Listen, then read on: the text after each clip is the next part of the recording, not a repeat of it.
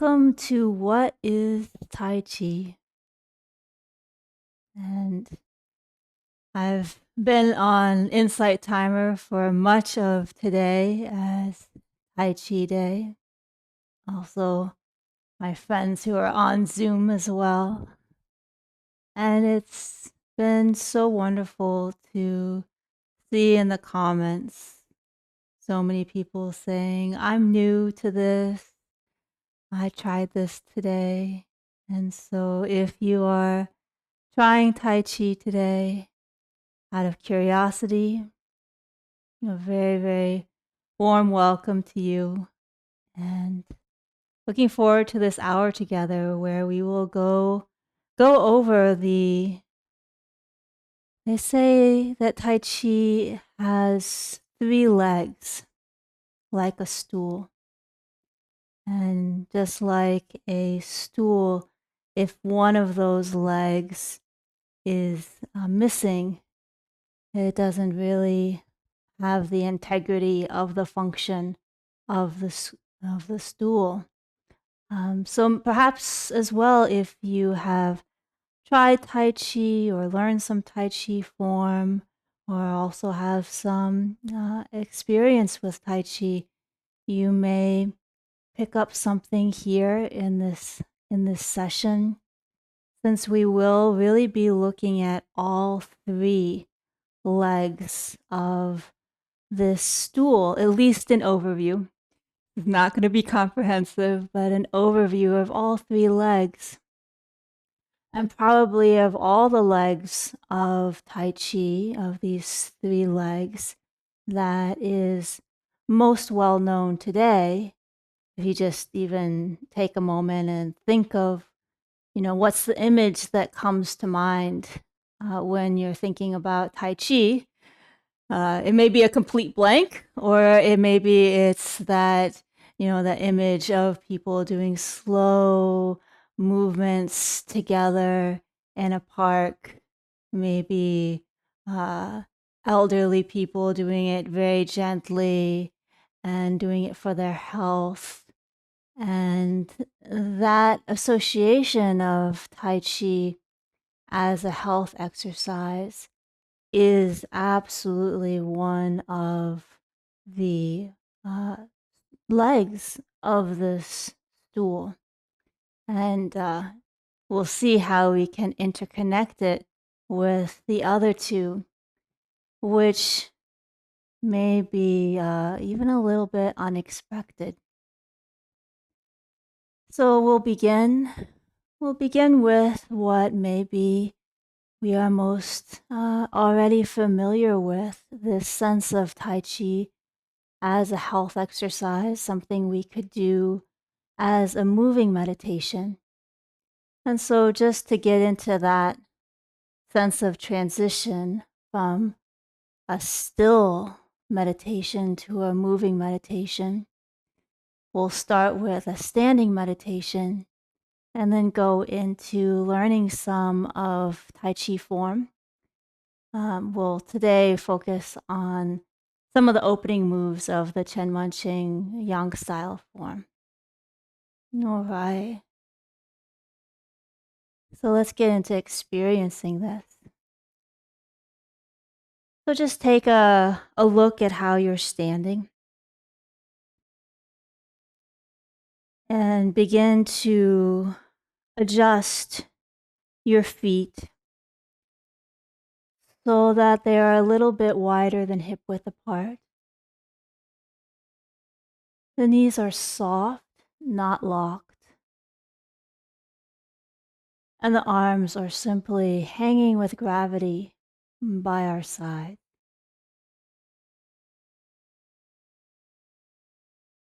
And this is the stance that we begin all of our Tai Chi forms in. It's called Uji stance. And that we also end our Tai Chi forms in. And so there's this from Uji to Tai Chi and back to Uji.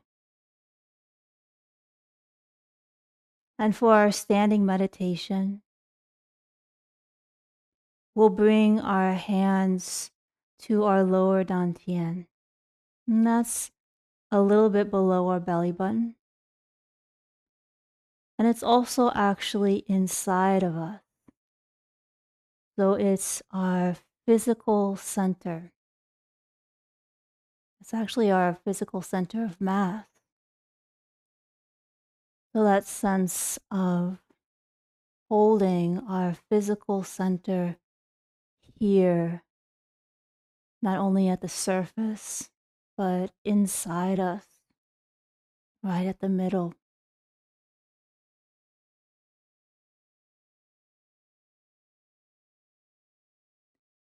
I can close your eyes if you'd like. Our eyes are often really preoccupied with the external landscape. And the practice of Tai Chi invites us to be more aware of our internal landscape.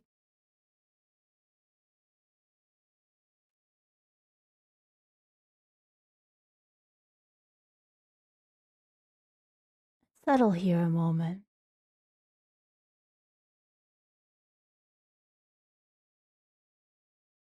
and just notice what you notice.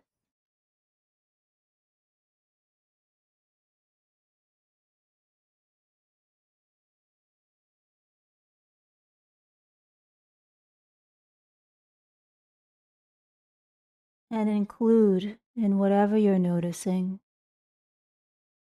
the flow of the breath in this landscape.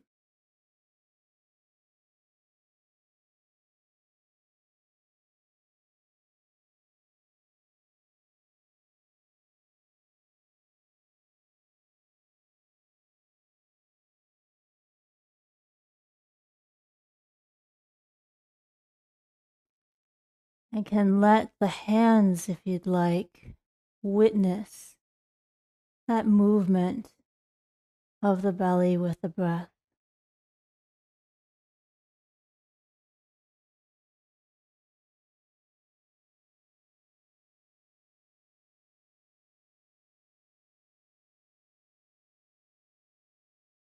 Perhaps seeing what it would be like to take 3 full cycles of breath and follow it with your awareness,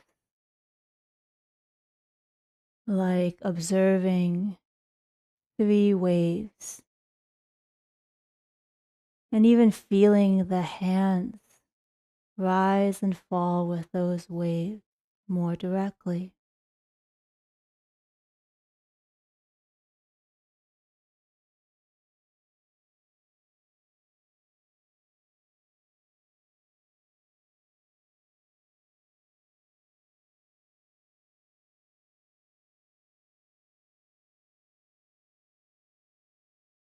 Now we'll let our awareness fall further down our body, down our legs, past our knees, just checking that they're soft and not locked, and feeling our feet at the ground.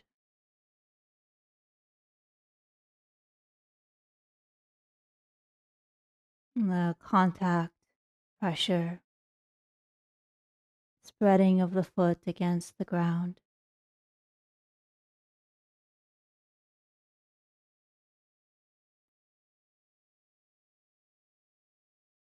In Tai Chi, they say standing like a tree with a root going into the ground.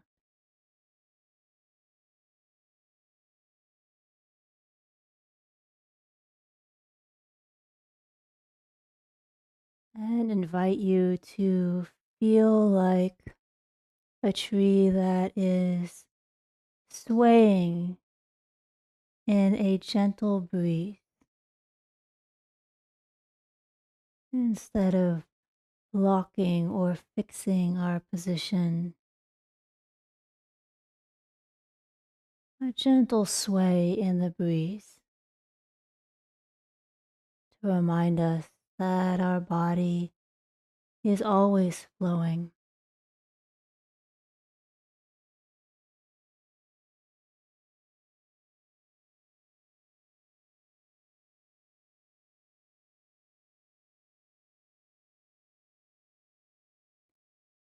And as we feel the gentle sway of our body, the flow of our body that's always there, including the flow of the breath, might be like, well, wait, this is already a moving meditation. The movement is just less pronounced. Just noticing there's no sharp divide here.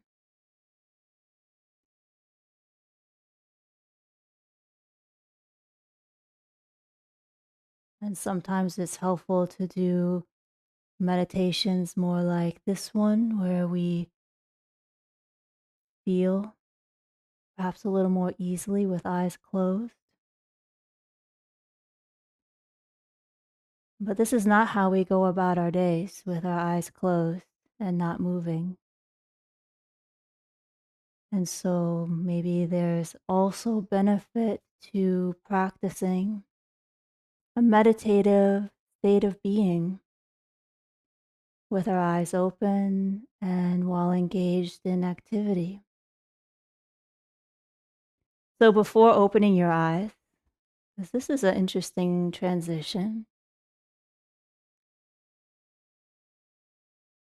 feel like you can keep more of your awareness in your internal landscape and gently gaze upon the external landscape, including the screen. No need to look hard. All right, let's open our eyes with soft gaze and see what it's like to continue to feel the internal landscape with our eyes open.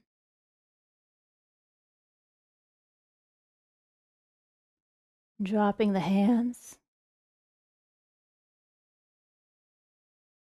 and we'll go into a little bit of learning and practicing Tai Chi forms, which is this experience of learning a set of movements and then repeating them over and over again as this moving meditation that allows us to go ever deeper in the practice. And so the first move, the preparing move, is going to be a sense of our arms floating right up in front of us, almost like there's strings attached to our wrists and they just float right up to about shoulder height. And then we sit the wrists and the fingers go out long,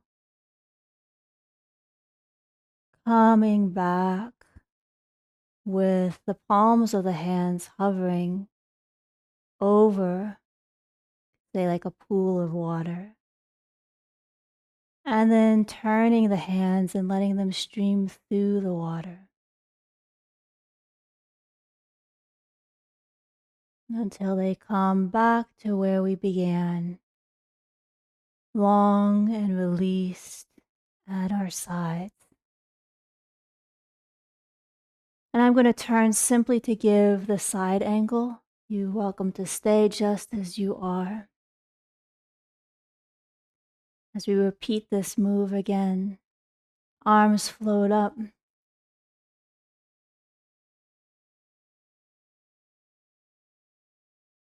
sitting the wrist, bringing the arms back with the palms hovering,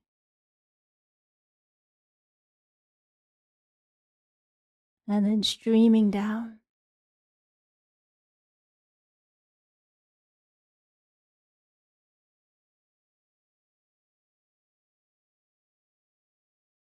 And repeating one more time.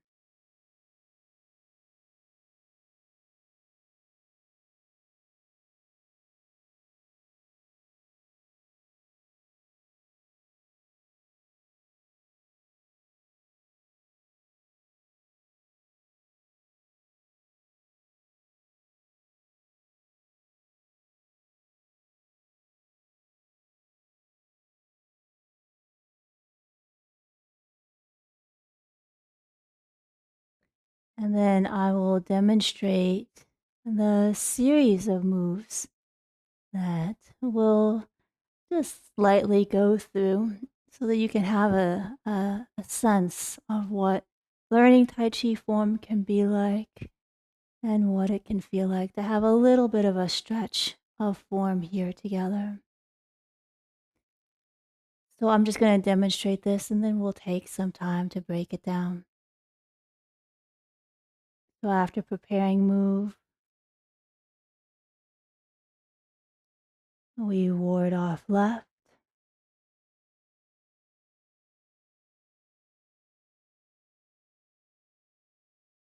Next move, ward off right. Roll back.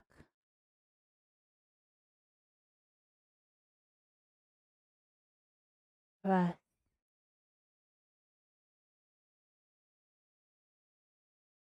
And push. And just noticing how we started facing forward and then here we're facing to the right. And I'm going to step my back foot forward and end with return to Uji. And that will be our little taster stretch of form that we'll practice together here. And one of the key things for the lower body, I'm going to bring out my high-tech tool here, is a square paper towel. Oh my goodness, I see maybe some love for the square paper towel as this amazing tool for helping to release our Qua in Tai Chi. If you want to dash and get one of these, yeah, it's going to cost a lot, but you can go and get one or just save it for another day. So I'm going to just demonstrate how you can practice with this.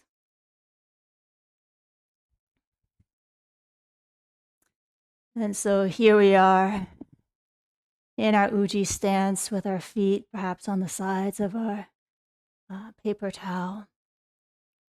And coming into this stance, let's just do it first with the lower body.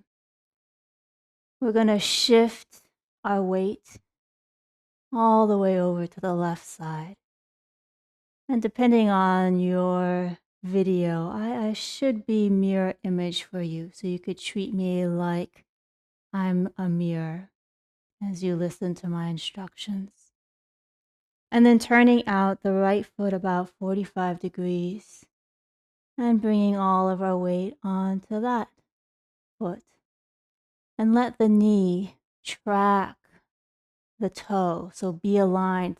If you look down, your knee and your toe should be right in the same corridor. And that will help with knee safety. And then we're going to step the left foot. And it's easy to step it really close or maybe too far away.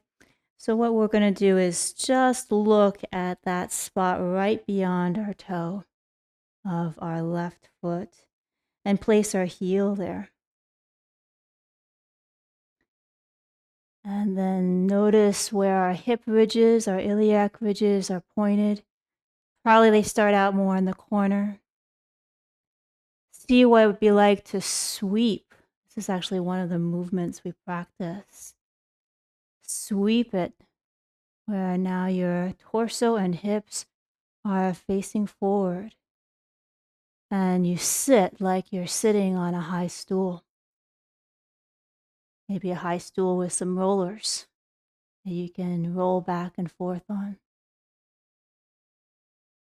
And so the second move of this form, coming back, and it's like you're cradling a small sphere about the size of a basketball. Left arm is draped across the body. Right arm is resting on top. And then as we shift our weight onto the left leg, the left arm comes up. This is ward off left. You may not be able to see this, but my hand is not close to my body. It's really like there's a large sphere here. You see that there's this large sphere that I'm holding here.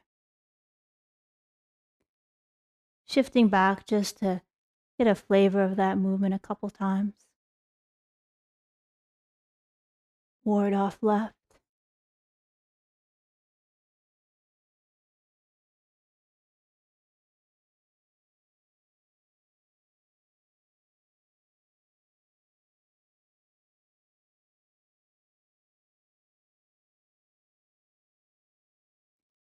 And from here, we're going to shift our weight all the way onto our left foot. Right arm comes across the body, and now it's like we're cradling a very large sphere on this side. Cradling a large sphere here. And while the weight is over here, we're going to actually pick up the toe of the right foot and point it towards the right wall. And this is where we'll turn. And the bottom hand will come up for ward off right. Left hand is like zooming in into the palm of that hand without touching. And as you begin to turn, you turn your back foot in 45 degrees, bringing your hips around, sitting on your stool. And now you're like this, facing to the right. And just acknowledging that it's hard to look at the screen and face in this direction. Just dropping the hands here. And we'll set it up like we're facing, like this is the new right. This is the new right. So from here, we will turn out the left foot about 45 degrees. Step the right foot forward. We've just done ward off right. And now we're going to keep shifting to the right. Left fingers point towards the right forearm. And as we roll back, that left hand is going to trace the right forearm as we shift back. And then we're going to swing the torso and press.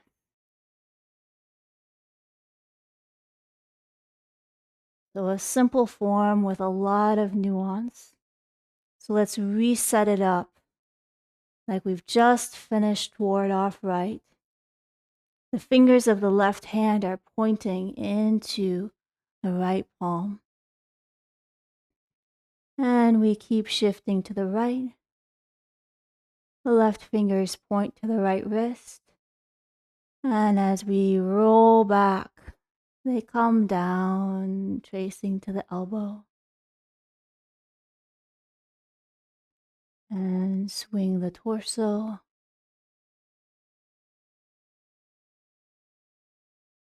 And then gently let the top hand land onto the bottom hand.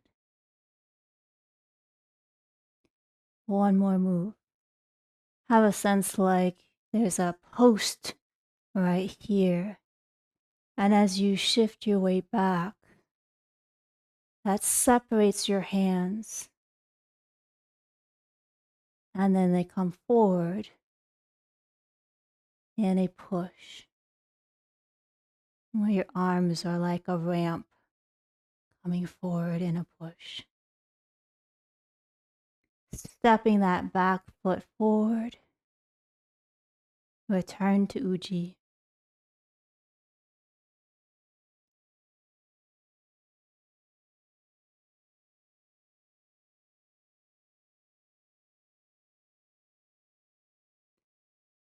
And see if you're still breathing.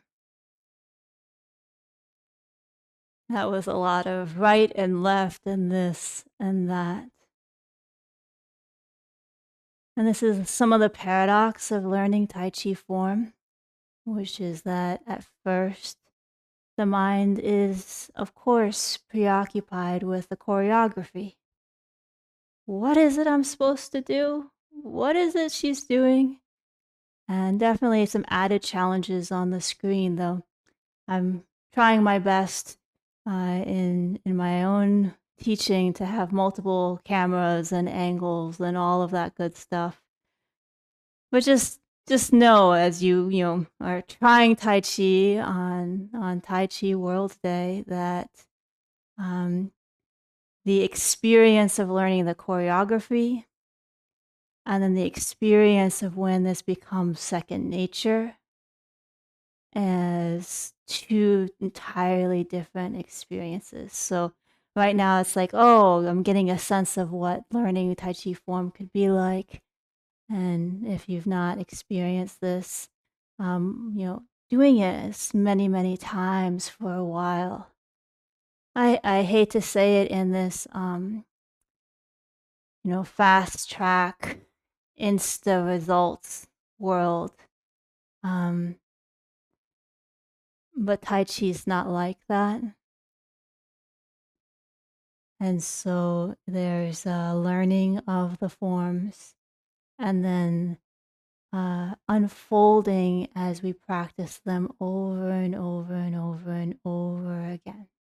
All right. Enough said about that. Let's come back and just have fun with, playing with this, experiencing this little piece of form that we've learned here in, about 20 minutes. So don't don't take it to heart if you're like, I am not sure what I'm supposed to be doing. We'll actually come back to that when we come to the third leg of these three legs of the stool of Tai Chi, that each one is needed for the integrity of Tai Chi. What actually matters in Tai Chi practice. So coming into Uchi stance, letting the arms hang long, letting yourself breathe.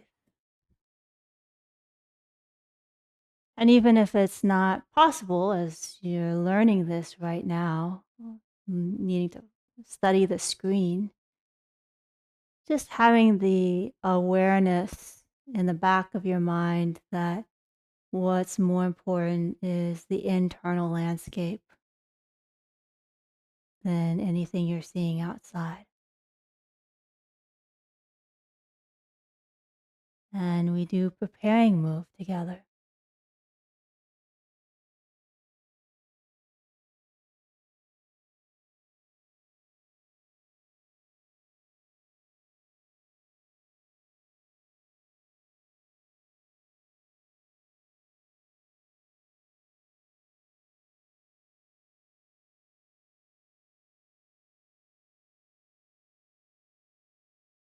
Shifting your weight to the left,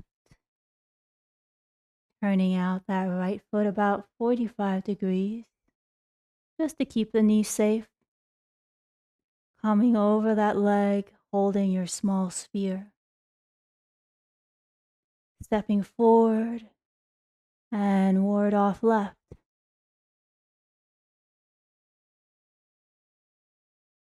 Cradling your large sphere on the left side.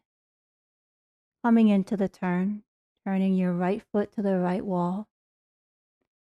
Bottom hand floats up for ward off right. Left hand finds that palm and turning that back foot in. So now you're facing the right wall. And we'll continue facing the right wall, shifting to the right, turning the left hand to the right wrist. And as we roll back, letting those fingers trace down the forearm. Swing. Gently land for press.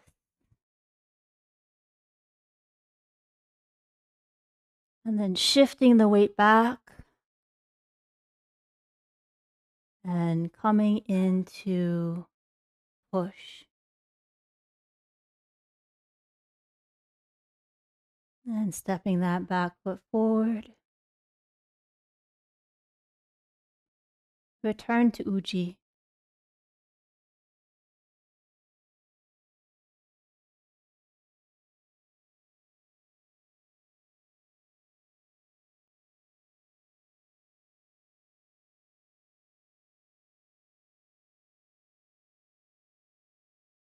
And rest for a moment.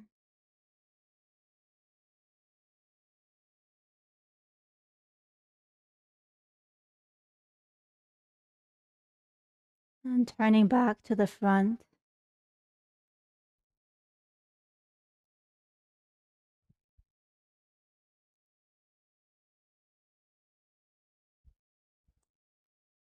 I feel like I can't let you go without having a little bit of a taste of getting into the rhythm and ease of a moving meditation. So the return to Uji move is a wonderful settling move. Arms come out to the side, about waist height. Fingers point towards each other and then down.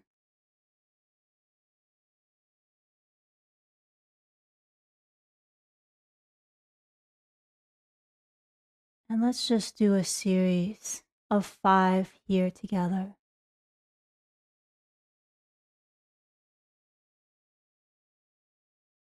Letting yourself savor this time of being and moving.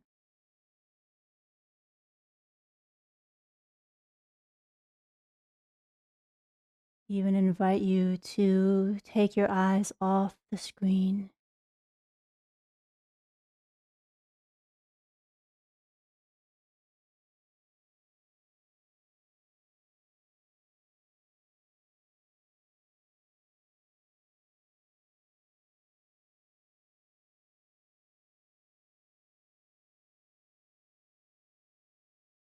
And then rest again in Uji.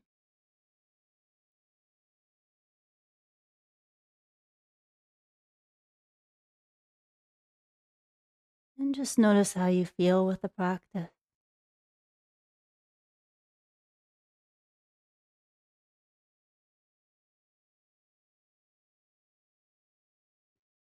Seeing if from your own experience so far, it makes sense that one of the legs of the stool of Tai Chi is that it's a health exercise.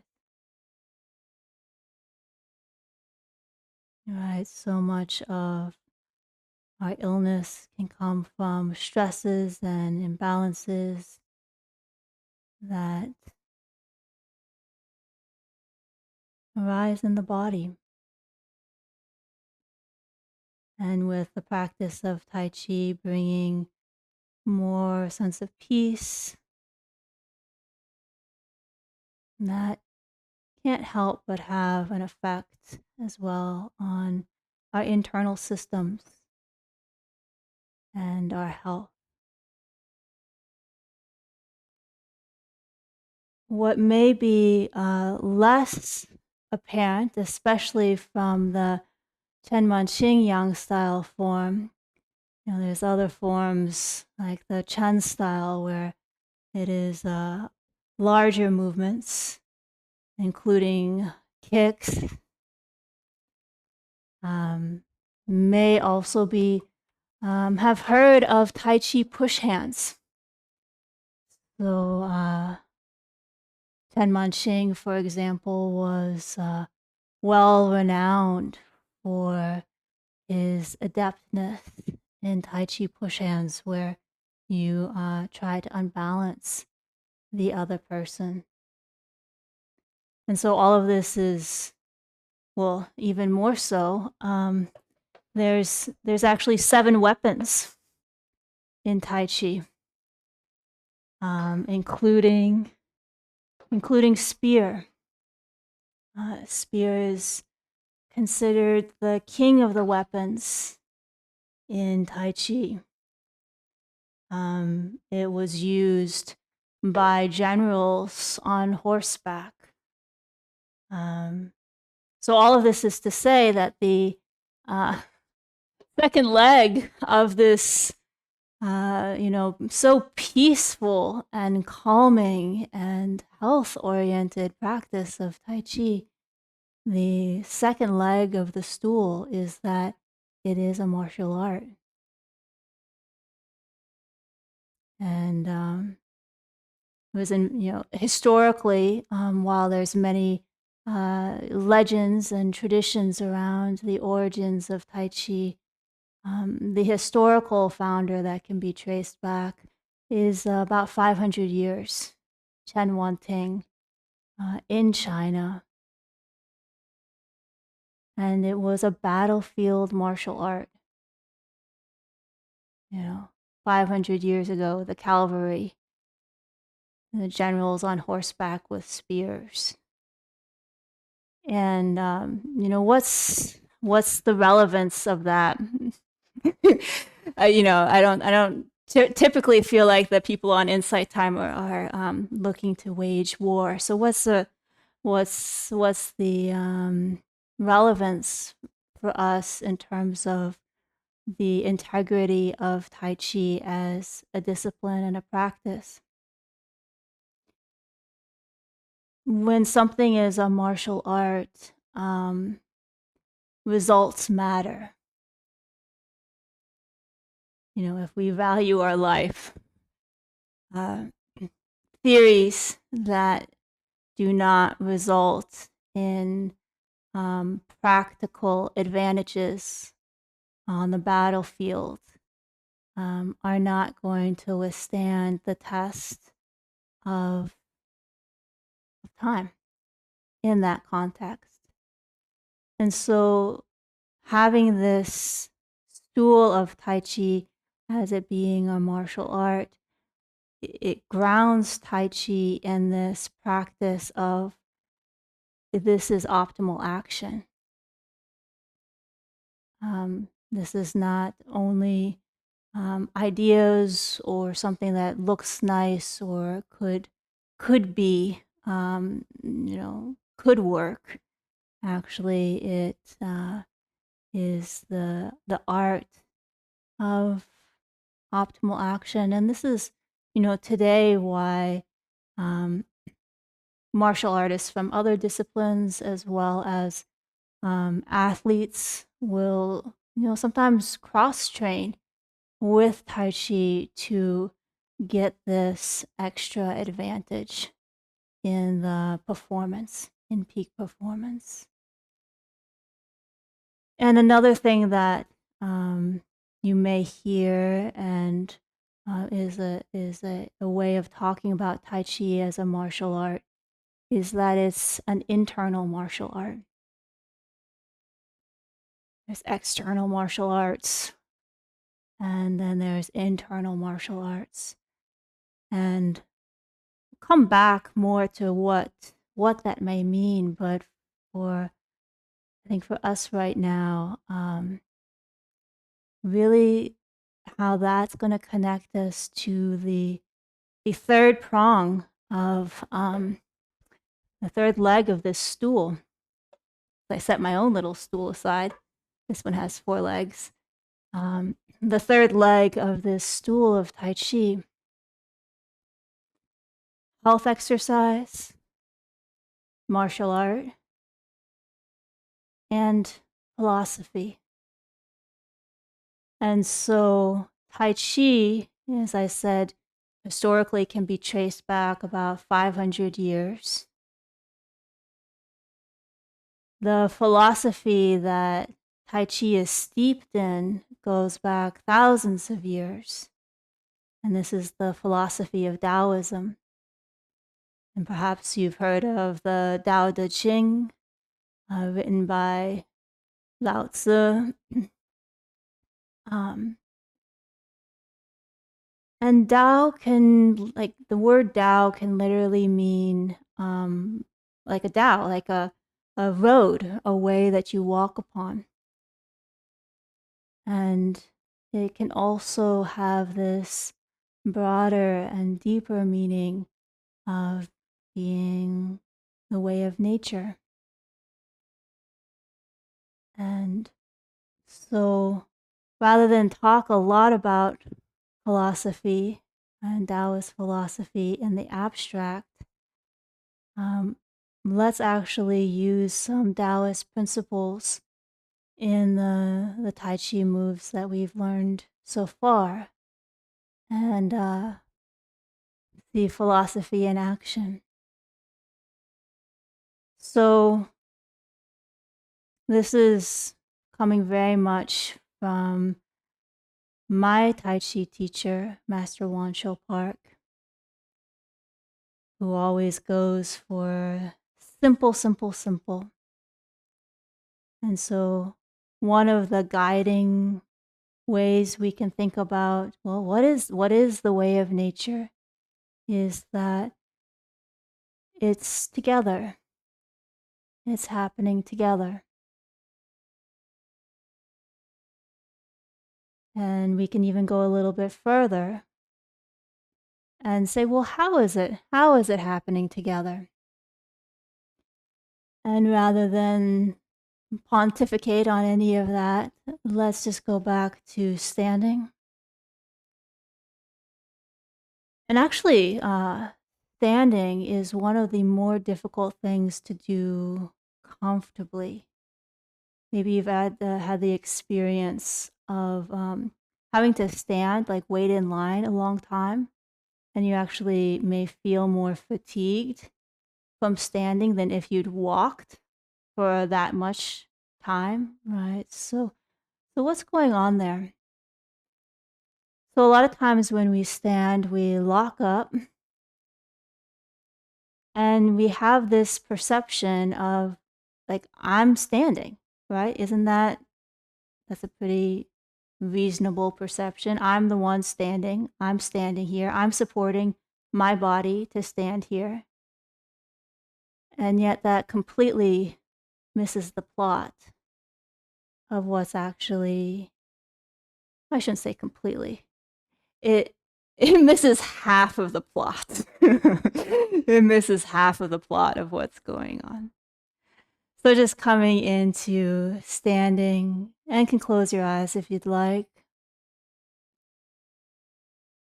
And just begin to let your awareness feel like it can drop through your body, out of your head that may have been thinking about all these things, and down your shoulders, past your hips, past your soft knees to the earth, your feet in contact with the ground.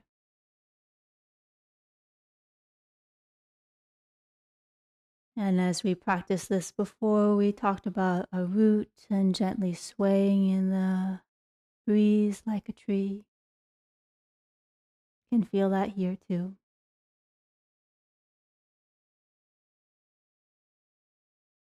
I'm going to invite you to make your weight shifts a little bit bigger so that almost all, it's like in the yang style. Just go ahead. You guys know the yang style now. Come all the way over onto one leg. Your weight is all the way over onto one leg. And then shift all the way over to the other leg while feeling the soles of your feet spreading, connecting.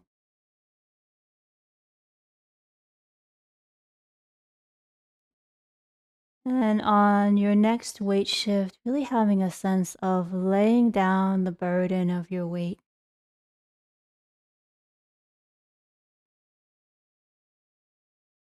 And lay down your weight the other side.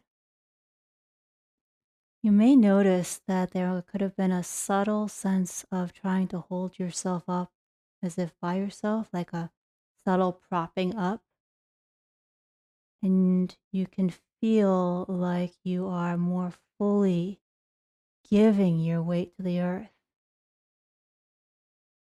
I can guarantee the earth can take it. So go ahead and really give your weight to the earth.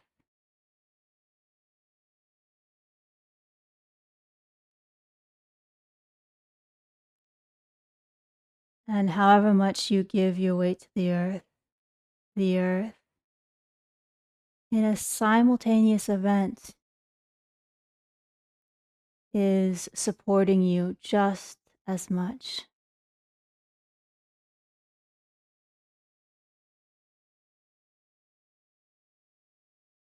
If you can feel that support, it's right there as we feel the giving of weight. The receiving of support is also there.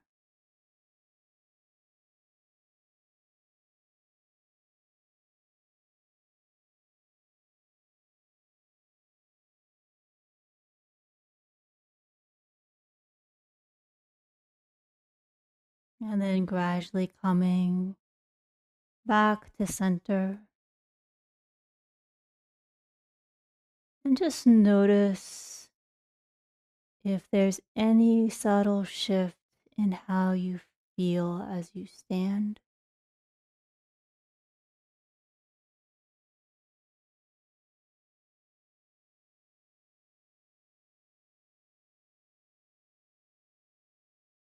You can open your eyes if you would like. And just retrospectively, I'll offer how we said the Tao is that things are happening together, that separation is an illusion, that in this example, a sense of me standing alone is an illusion. It's not following the Tao. And in Taoist philosophy, yin and yang give rise to all manifestation, the 10,000 things that happen. And yin and yang, you may be familiar with it as the yin yang symbol of that black and white symbol. And traditionally, the full Chinese characters is like the sunny side and the shady side of a mound. And there's this meaning of yin and yang, of how they're seemingly opposites that arise together. So, a very simple example that we experientially felt into here was lay down, force literally going down from our body into the earth, and then support up, down and up, opposites. Support up the ground, having a force that goes from the ground and into our body. And at the level of physics, and my teacher, Master Wancho Park, is a physicist, a retired Princeton physicist. At the level of forces, that's an inseparable event.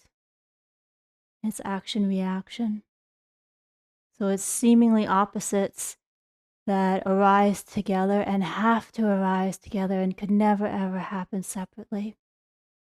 And yet we so often tend to perceive one or the other. Our perception is usually lopsided. We take sides. I'm the one standing. Or we push a wall, and I'm the one pushing the wall, and we don't even feel how the wall is pushing us back. Or we're in Tui Sho, push hands, and we're trying to unbalance our partner, and we're so thinking, I am doing this, and we don't have any sense of what the partner is doing to us, even though as soon as we're in contact with each other, we are one system, one together system, and that my force to them and their force to me is an inseparable, mutually arising action reaction event, yin and yang right there. You cannot do without being done unto. So maybe that gives some sense of how we could be really mindfully moving, a moving meditation. And it could help us with balance, with strength, with power, also with responsiveness. All these things that we would need in a martial art as well. So Tao, way of nature, together. How is it together? Well, one way we could characterize how it's together is that it's this yin and yang. Interaction is always this mutual interaction of yin and yang. And another way that we can do this is Kai and He, another pair of principles in Tai Chi practice. And for this, I'm just going to give you the side angle. Just letting the arms hang down for this experiential sense of what could Kai and He mean.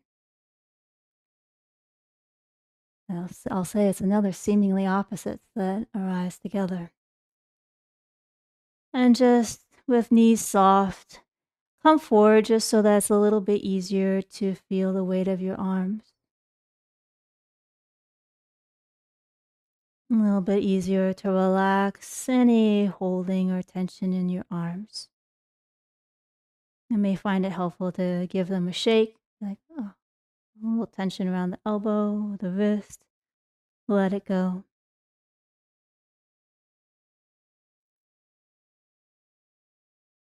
And then this is a little bit tricky. Let me see if you can see the full ripple.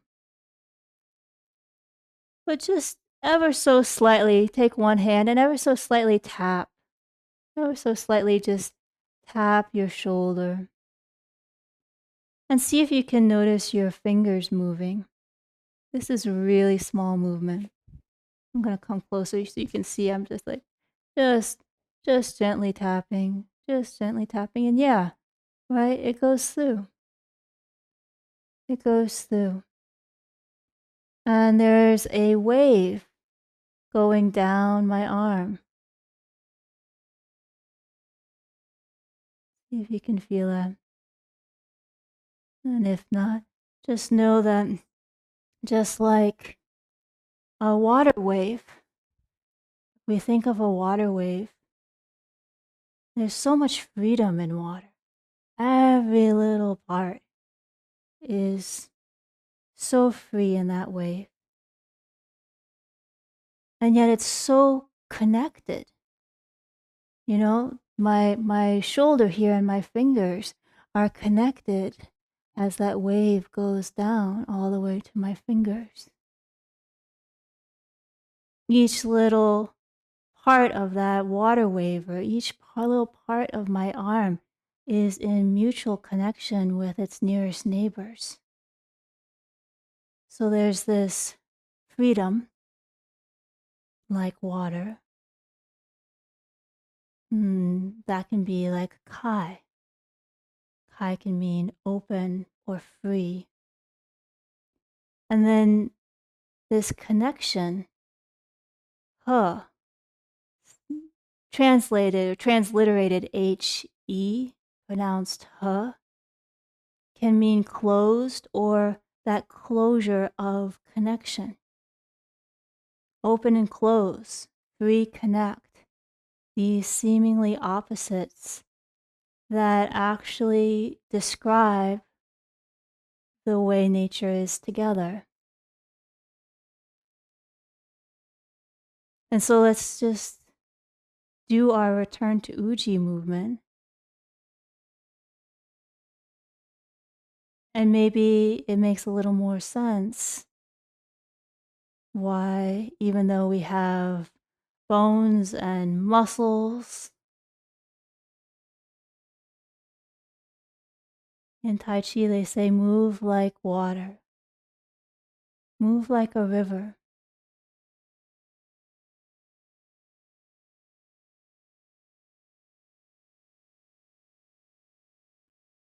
and can just even picture how there be no grain size to the particles that comprise our arms that are all interacting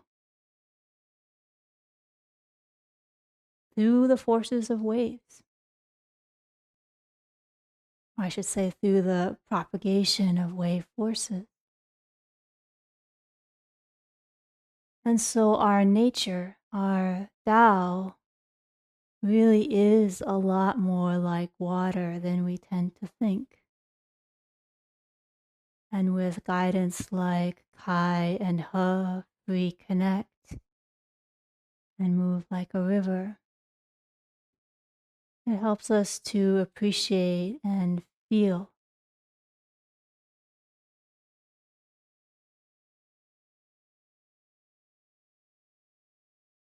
the way things are happening, rather than the illusion of racing at a distance, action happening that is not refined in its foundation.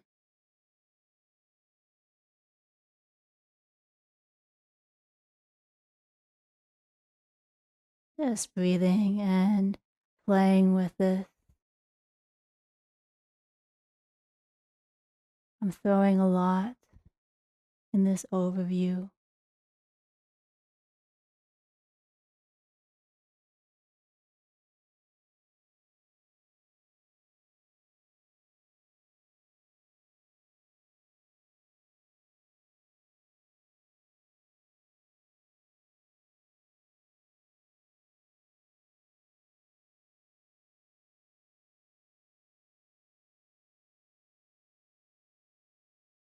And final one, savoring it.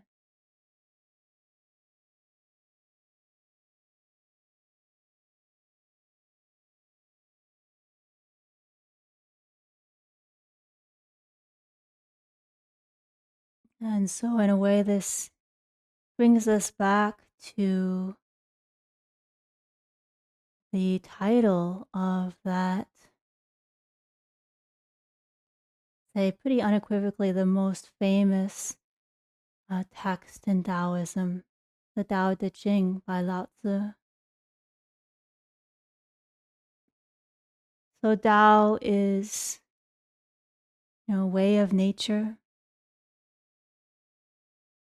Da is virtue, and Ching is book. So it's book of the way of nature, and Da, which is like this expression of, what is possible for a human being, the highest good of a human being, potential, virtue.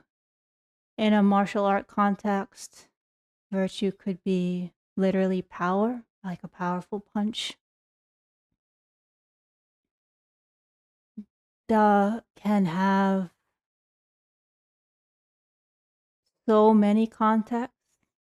It may be the humility and humbleness that enables people to find a way through very challenging circumstances. And it can also apply to our inner well being as well as to our outer action. So Tao and then Da. And we'll just leave one final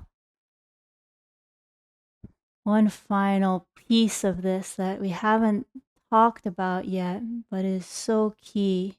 And this is one of the lines in Lao Tzu that goes Wu Wei er Wu Bu Wei.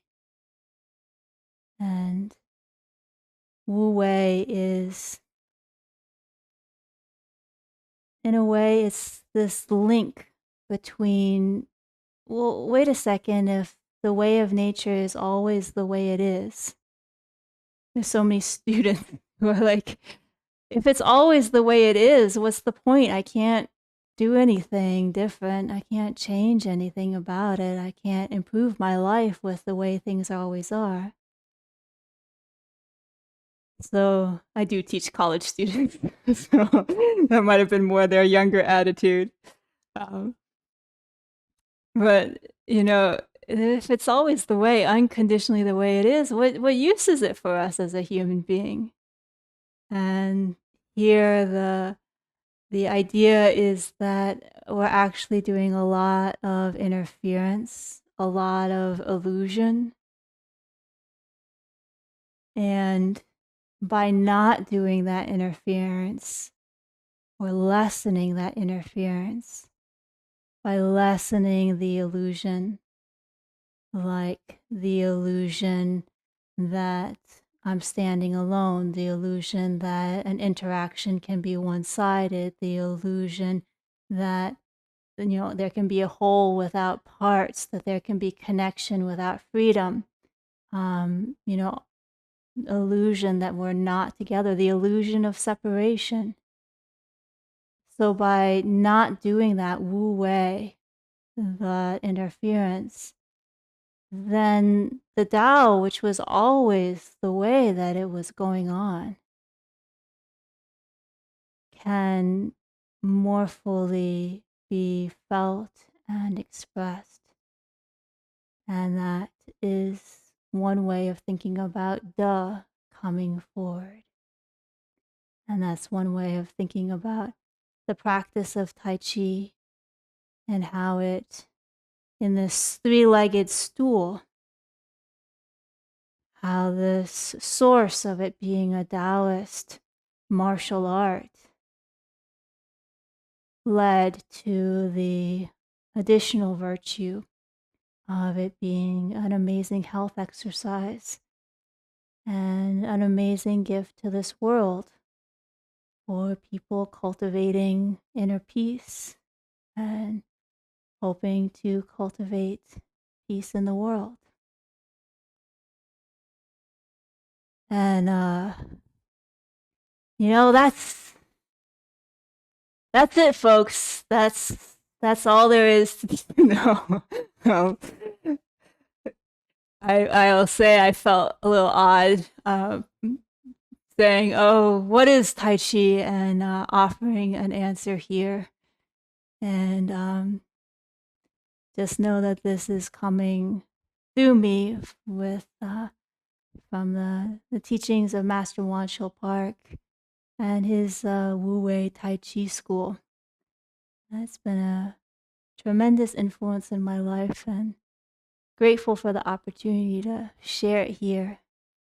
And see some comments coming in, and would love more comments. So, and put in the comments anything that stood out for you, any questions that you might have.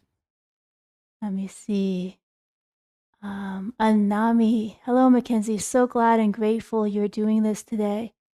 I've been wanting to begin familiarizing myself and practicing Tai Chi. Yay.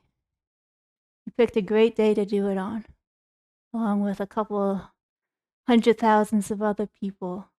And hope you had a good experience and maybe whetted your appetite for some more. Caitlin, this is my second attempt learning this Tai Chi. You're right. It's daunting. I'm so glad you're writing this. It's hard remembering the sequences. Thank you. I will be back. Caitlin, thanks for saying that. I know when I came to Tai Chi, I was an endurance athlete in high school, and I discovered Tai Chi in college. And I just had a really hard time. Like, if you give me a list of names and dates, I can remember that. Show me a bunch of movements, and my mind just didn't have like a movement vocabulary in which to make sense of it. So this is some of the benefits of where, can work with a recording. also it's helpful just like have the back view and follow along like you're following along from behind. And then just um, knowing that it's the details of the form serve a purpose because they have been honed and designed to help us feel um, these these qualities, these principles. Um, but that it's the movement is the vehicle for this feeling and not the end result. So, as much as possible, set aside the inner critic, the endless chatter of "Am I doing it right?" and "How I look," all of that. It's and this is where if we practice with the sense of what is the deeper meaning and purpose of Tai Chi, I think it can help us overcome that hurdle.